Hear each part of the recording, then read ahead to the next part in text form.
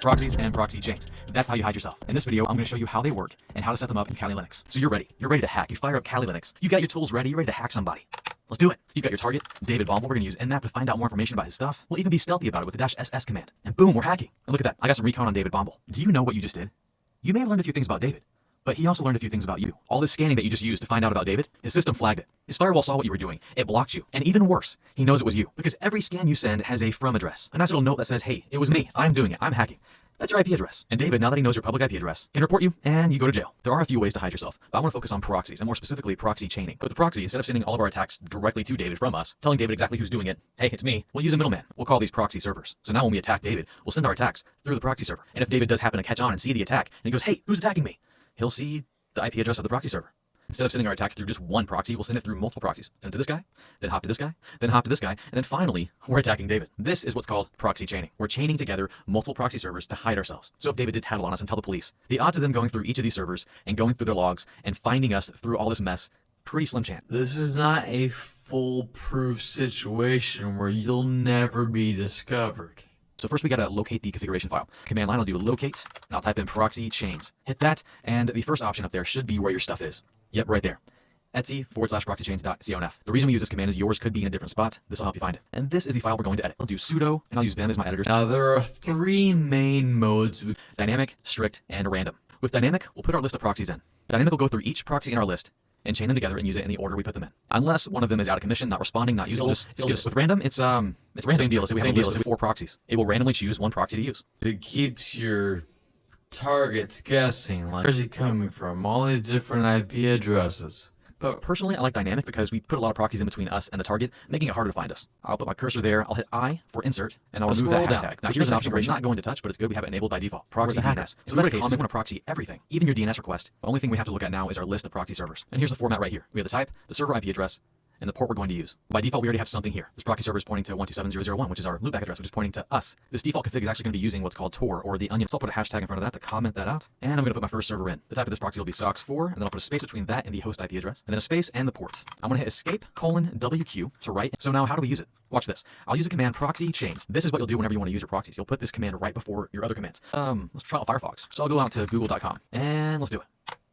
And we're there. Now real quick, let's go back to the command prompt and see what crazy stuff happened. And it's still happening. We can see here that first we have our DNS request to find out, hey, where's google.com? And we are indeed proxying it through that proxy I configured. And once it learned the IP address of Google, it proxied our connection to Google through, well, the proxy. Now let's go see where we are. Let me get back to our browser. I want to type in first, what's my IP address? So great, the public IP address does match up to the proxy I was using. If I type in where am I, it's going to tell me where I am. And this doesn't tell us much, but I can tell you right now that I am in Thailand. So good luck finding me. So I'm sending all of my commands through a proxy server in Thailand, which is kind of crazy, but also kind of cool. Like, let's try one real quick. Let's go back and hack David. David will never find me in Thailand. Once more, I'll start with proxy chains. And I'll use the nmap command this time. I'm going to use a TCP connect scan, and I'll search for ports 80 and 443 on David Bombal's website. I'll use the IP address this time. And let's see what happens. Now, how cool is this? Every single command went through the proxy. It went through Thailand to discover if these ports respond. So as I'm pentesting David's site, as I'm doing vulnerability scans and such, he doesn't know it's me. He thinks it's some person in Thailand. And I get my info. Now, this is just one proxy. Let's add one more to the list. I'm going to hit I to start editing, and just below my first server, I'll put my second server here. This one will be HTTP, and then I'll put a space and the IP address, and then the port number, space 8888. Escape:WQ.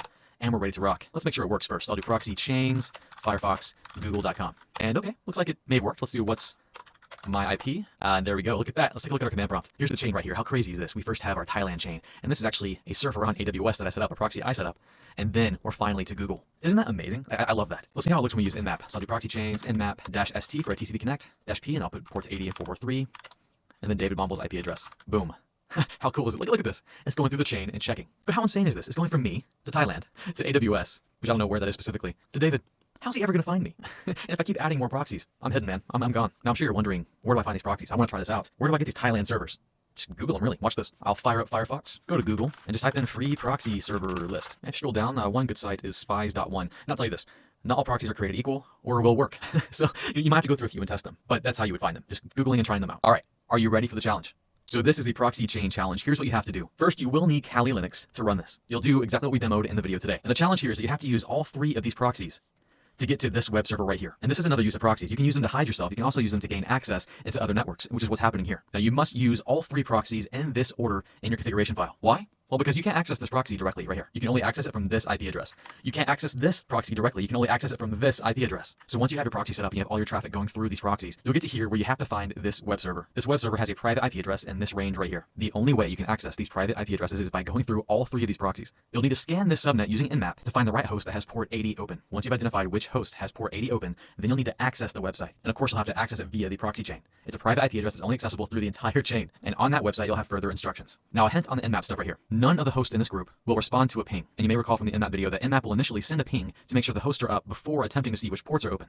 So you'll need to make sure that nmap isn't going to ping and do that check. To avoid that, we'll use the switch uppercase P, lowercase n. This will avoid the ping, the initial ping to see if the host is up, and just go for the TCP connect. And that's what I would do. I would use the TCP connect -ST. Lowercase s, capital T. And of course, you got to use your proxy chains, otherwise you'll get nothing. Okay, to sum this up real quick, you're going to configure the proxy chains I just showed you in your proxy chains file in Kali Linux. You'll then use nmap and proxy chains to scan the private IP address range of 172.172.32/29. And you're looking for the active web server that has port 80 open. Once you identify which host that is, access that website through proxy chains, and on that website, you'll find the next step, the further instructions. Good luck, only 5 winners. Well guys, that's about it. Let me know what you think of this video. If you like the challenge, let me know if you complete the challenge below. I set this up in AWS, and I hope it doesn't break.